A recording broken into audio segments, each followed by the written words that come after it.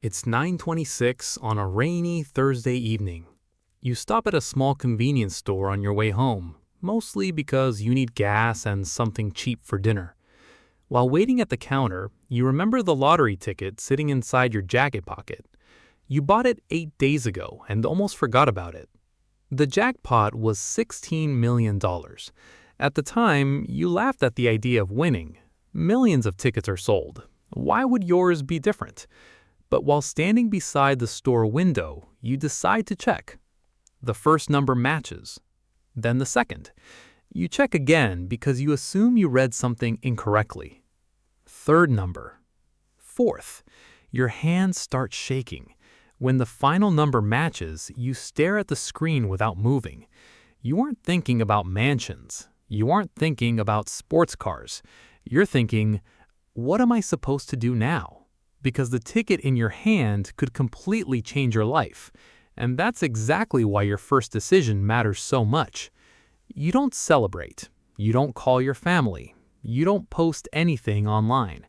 You carefully put the ticket somewhere safe and go home.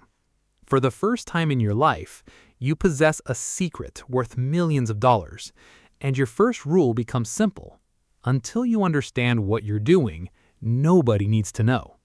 The next morning, your instinct is to start spending. A new car, a better apartment, maybe quit your job immediately. But you do none of it. Instead, you give yourself 72 hours to make absolutely no major financial decisions. You secure the ticket and begin researching how lottery claims work where it was purchased. Then you start building a professional team.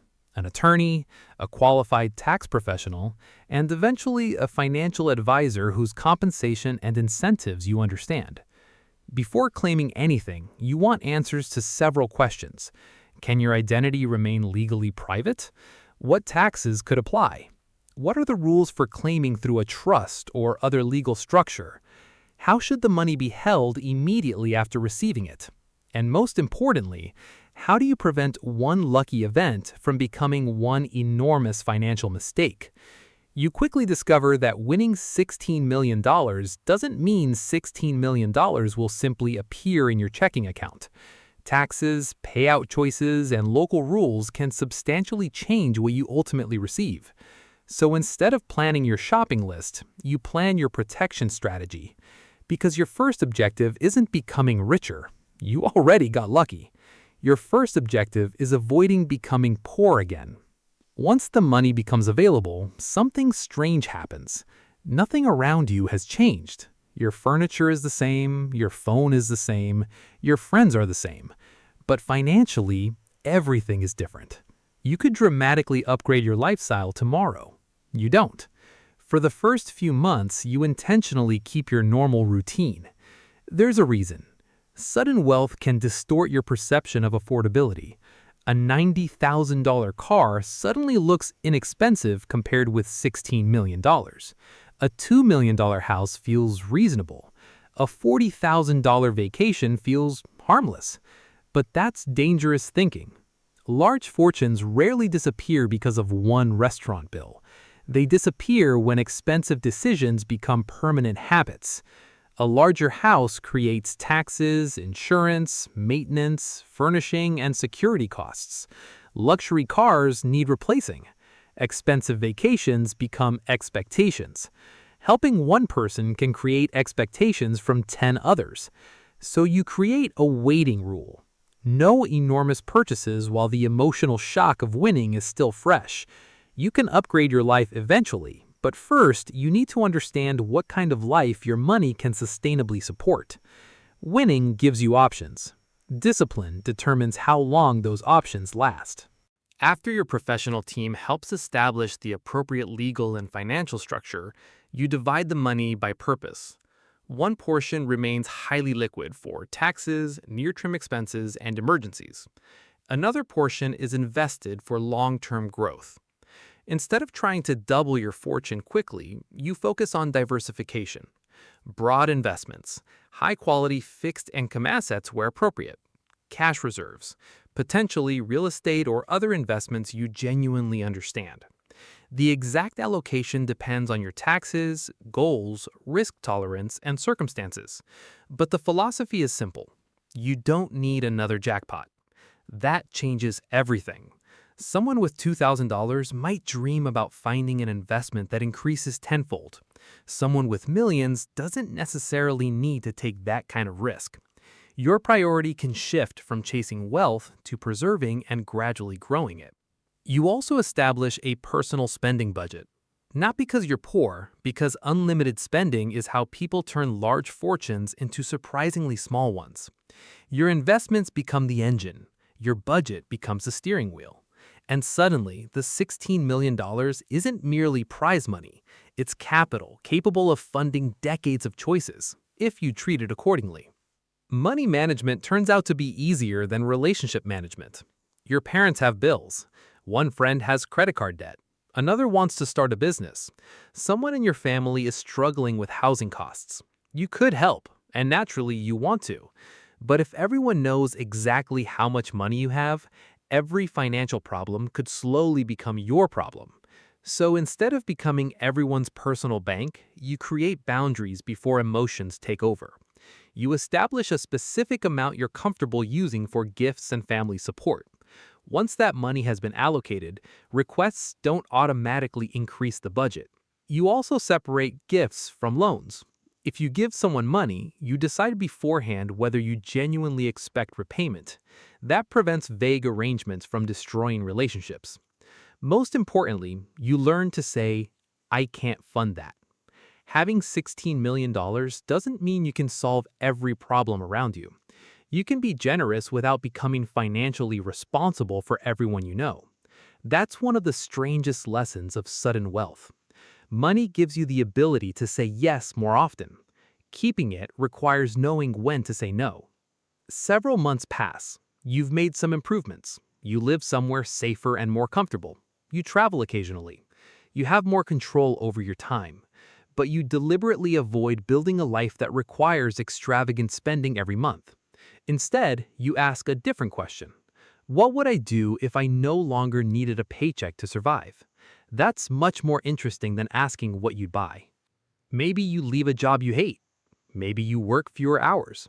Maybe you study something you've always wanted to learn. Maybe you start a small business without needing it to become profitable immediately. Maybe you spend more time with your family. The money becomes valuable because of the time it gives you, not merely because of the objects it can purchase. You still maintain structure. You wake up with plans. You exercise. You manage investments. You pursue projects. You maintain relationships. Because endless vacation eventually stops feeling like vacation. Financial independence isn't the absence of responsibility. It's the ability to choose which responsibilities deserve your time. And that becomes one of the greatest benefits of the entire $16 million. After you've adjusted to the money, you begin helping your family more intentionally. Perhaps you contribute toward your parents' housing. You establish education accounts for younger relatives. You help someone pay for professional training. You donate to causes you genuinely care about. But there's an important difference now. You don't react impulsively to every request. You have a system. Suppose you've allocated a defined percentage of your wealth for family assistance and charitable giving. That creates a boundary. When the allocation is exhausted, you stop. This protects both your finances and your relationships. You also discover that the best help isn't always a blank check. Paying for education may create more lasting value than funding an expensive lifestyle. Helping someone eliminate high-interest debt may be more useful than buying them a luxury car. Funding an opportunity can be better than creating dependency. Your question changes from "how much money should I give?" to "what kind of help actually improves this person's future?" The goal isn't to prove you're generous. It's to use money intentionally. Because wealth can strengthen relationships when expectations are clear. Without boundaries, it can quietly destroy them. A year after winning, the greatest danger may no longer be other people. It may be you. You've watched your portfolio move. You've learned financial terminology. You've met investors. Suddenly, you start believing you're unusually good with money. That's when an acquaintance approaches you with an incredible business opportunity. The presentation looks professional, the projected returns are enormous, and you can afford the investment. But you remember one rule: being wealthy doesn't make you an expert. So you investigate. You ask independent professionals to review the opportunity. You study the downside instead of only the potential return. You ask what happens if everything goes wrong. And you discover risks that weren't obvious during the sales pitch. You walk away. That decision might save you more money than your investments earned that year, because preserving wealth often isn't about discovering the next brilliant opportunity. It's about avoiding catastrophic mistakes, fraud, concentrated bets, unnecessary leverage, businesses you don't understand, investments purchased because someone made you feel special. You already won the lottery once. You don't need to keep gambling to prove you deserved it. Eventually, the excitement fades. The account balances stop shocking you. The novelty of being wealthy becomes normal. And that's when you finally understand what the money actually bought. Not unlimited luxury, control. You can leave a toxic workplace. You can survive an economic downturn. You can spend time with someone you love when they're struggling. You can turn down opportunities that don't align with your values. You can make decisions without every choice being controlled by next month's bills. That's financial freedom. But there's another realization. $16 million isn't infinite. Handled recklessly, it can disappear. Handled intelligently, however, it could potentially support you and create opportunities for future generations. So you stop thinking of yourself as someone who has $16 million. You start thinking of yourself as the steward of a valuable financial asset. Your job isn't to impress strangers. Your job is to make sure one extraordinary stroke of luck creates decades of security rather than a few years of expensive memories. And ironically, that's when you finally begin feeling wealthy. 2 years after checking the lottery ticket, your life is unquestionably different, but perhaps not in the way you originally imagined. You didn't buy 10 supercars. You didn't build a mansion filled with rooms you never use. You didn't try to turn 16 million into 100 million overnight. Instead, you bought something more valuable: time, security, choice. You protected the money before spending it. You built a diversified financial plan. You created boundaries around your family assistance. You avoided investments you didn't understand. And you upgraded your lifestyle gradually instead of allowing one lucky moment to permanently inflate your expenses. That's the real lesson. Winning money and keeping money require completely different skills. Luck can make someone wealthy overnight. Only behavior determines what happens afterwards. And you don't need to win 16 million to use these principles. Protect what you have. Avoid lifestyle inflation. Invest according to a long-term plan. Be careful with debt and speculation.